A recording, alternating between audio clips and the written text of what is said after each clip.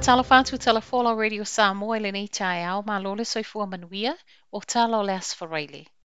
Ewi wa manuia nisi na maua le Koviti. Pei tae o loo ta ua peo active cases po o cases o loo maua i le whaamai. I lunga o penga tawha ilangi le matanga luenga o le soifua maloloina e o mai ana po e ono afe 5 active cases i totonu o le atunu. Pei tae la talata i le 5 afe tangata ua whaasolosolo manuia i totonu o le afuainu mera.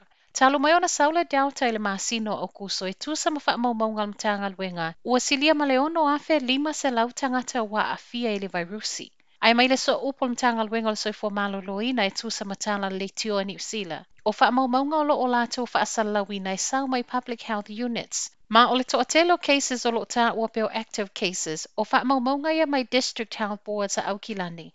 Waitemata ma counters manukau. O pulenga Faitau malo fo i nei latou te whaawasenga ina po ua malo si ato atoa le tangata. Pei tai male so upu ona o le to'atele o tangata a fia i le nei outbreak ua whaopopo ai male avenga i lunga o le au whainga luenga e whaasa o whainumero lo whaasalalau mai i tua. Ona o lo avile whaamuamua i tu o lo matua i mo o miai le fesoa soani. O le sao o ia whainumera ua le mautino ai nei po o sao le 25% active cases o tangata Pasifika.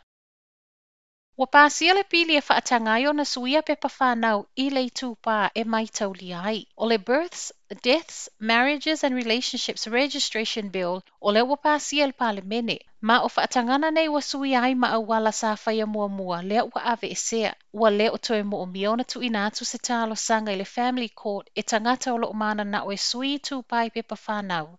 Atoa ai ma le toe mo o mia o ni whaamaoninga mai le soifua maloloina e whaamaoni ai se ta o tonga na whaia I le tino. E sui le tino I le itupa o mana na o e whaamawina I le pepa whanau. E whaatoa alo ia le nei swinga fau po o le isis fuluvalu masina o iluma pe a umona saini le kovana sili. Ma o se whaatangana I le o mafai o na o lona malo si angai whaalea o ngai nai pe suia pepa whanau o I latou na whananau I atunu I whafo. O ni usila le ulwa I atunu o le aia whaasaina tupulanga asau o na toe tagofia le tapaa. E talitono le malo o le ua maua le fuafuanga e whaamuta I le ulaula tapaa o le whaasa leo tupulanga se fulu faatausaga anga I lalo. I lalo le tulafonofona fofonga mai ana nafi. O le a whaopopo I tausaga taitasi le tausaga maua lalo whaatapula o tangata I mawhai ona whaatawina le tapaa. I le taimi nei sa fulu valu tausaga le tausaga maua lalo lo whaatangaina. Peitai o talavou sa fulu faatausaga sau I lalo le matutua.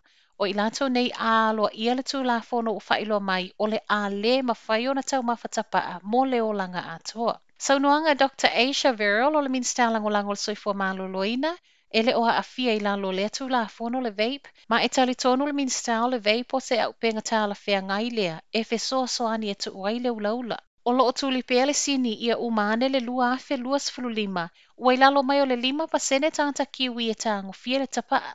O le tausaga fō lo fōfua e Pasia ai le nei tulafono fō.